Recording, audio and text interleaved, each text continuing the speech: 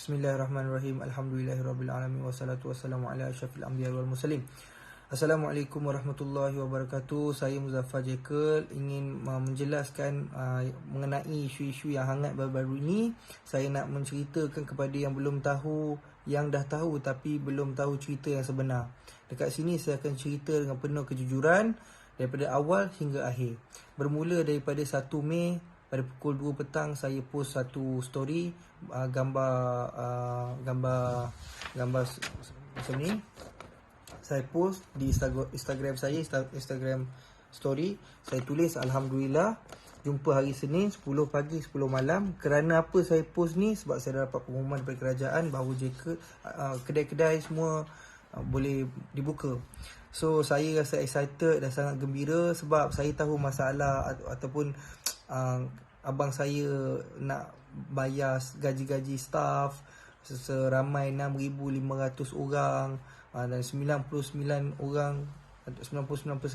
daripada staff kita adalah Melayu. So saya gembira dapat buka kedai, bukan buka kedai untuk ramai-ramai orang, tapi hanya customer-customer tertentu yang diperlukan untuk datang, yang tak boleh membeli secara online. Sebab tu kita perlukan kedai untuk dibuka, at least dia orang boleh beraya. So bila saya upkan story saya bergambar macam ni, ada satu hamba Allah, dia menaikkan saya punya gambar di Twitter. Dia menyatakan bahawa nantikan kluster Jekyll, I just can't bring this. So maksudnya dekat sini dia nak bagi tahu bahawa Jekyll ni akan menyebabkan kluster Jekyll lah. So saya berdiam, saya tak bercakap apa-apa, saya diamkan diri saya tak komen apa-apa. Tetapi saya sebab waktu tu saya tengah setting baju Melayu, dalam beberapa jam, dalam pukul 6 macam tu saya buka story, buka saya punya DM. Saya terima ramai orang daripada Twitter, dia masuk ke IG saya, dia komen dekat saya dengan bahasa yang kesat dan kasar, menyatakan bahawa kenapa nak buka kedai, kan tengah PKP ni apa semua, nanti benda ni merebak dan sebagainya, dengan bahasa yang kasar. Saya tak nak cakap apa kasar. Dan ada juga kata kau ni orang Melayu tapi cakap pun SOP pun tak pandai baca dan segalanya. Bermacam-macam kecaman yang saya terima dengan bahasa-bahasa sangat kesat. So saya pun naikkan satu story macam ni sebab saya tak mampu nak balas. Saya naikkan satu story, saya hanya balas 1-2 DM saja. Selebihnya saya tak mampu, saya tulislah macam ni. Ini memang betul, ini ayat daripada saya. Kesian aku dengan orang Melayu. Okay, tapi bukan hanya ini saja, ada juga ayat di bawah. SOP itu bahasa Melayu pun tak pandai baca. Memang saya naikkan dalam waktu saya tidak dalam keadaan yang baik lah. Sebab baca story itu siapa yang tak marah kan, kalau orang dah maki hamun dengan tanpa salah. So saya pun tulis macam tu. Dan benda ni diviralkan di Twitter. Jadi bila naik tu tak adalah isu perkauman. Cuma ada orang tu cakap lah kan, dia kata bila pula SOP tu bahasa Melayu, dia tu bahasa Inggeris. Pertama kalinya SOP tu English. Jadi orang nak betulkan saya bahawa SOP tu bahasa Inggeris bukan bahasa Melayu. Memang saya tahu SOP tu bahasa Inggeris bukan bahasa Melayu, tapi saya nak jelaskan bahawa percakapan saya tu untuk di dalam SOP tersebut. Bila saya dah satu hari tu dah settle menjelaskan kepada orang, jadi saya pun buat permohonan maaf di Twitter.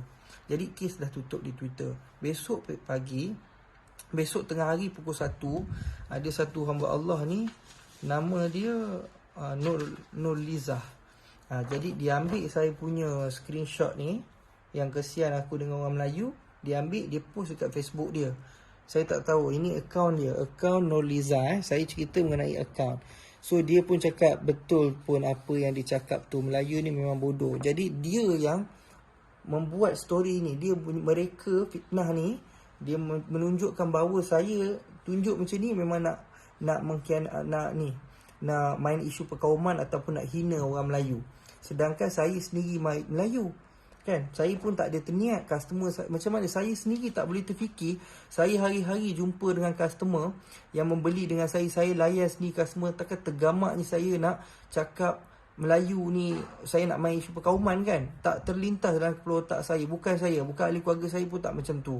So jadi bila fitnah ni dah merebak sepantas dengan sebesar-besarnya, jadi saya pun tak sempat buat apa-apa sebab saya tak dapat confirmation daripada orang atasan untuk mereply. So saya pun diam dulu dan tengok benda ni merebak berterusan dan sangat hebat lah. Maksudnya saya pun dekat sini nak bagi tahu bahawa saya, demi Allah, wallahi wabillahi watallahi, sedikit pun tiada niat untuk main isu perkauman ataupun nak resis. Sebab saya dengan bapa saya surat beranak pun keturunan Melayu dan saya memang Melayu. Takkanlah saya nak main isu perkauman. So kawan kawan saya Melayu, saya belajar tahfiz dekat Yaman pun kawan-kawan saya semua Melayu. Saya belajar dekat Solo pun bahasa Melayu, kawan dengan orang Melayu. So tak ada isu-isu macam tu. Jadi kat sini saya nak bagi tahu Jekyll berjaya pun sebab orang Melayu kita sendiri support daripada dulu, time buka sampai sekarang. Even though yang kahwin akak, yang adik dia yang sekarang baru kahwin pun masih support beli dengan kita. So tidak ada sekali pun saya menyatakan bahawa kita resis ataupun menyatakan bahawa Melayu ni gini gitu, tak ada. Itu bukan saya. Tapi bukan saja Nurliza yang menyatakan pasal isu perkauman, yang buat macam saya tak kenal Nurliza ni. Dia bukan staff, dia bukan ahli keluarga saya, dia bukan kenalan saya tak kenal pun.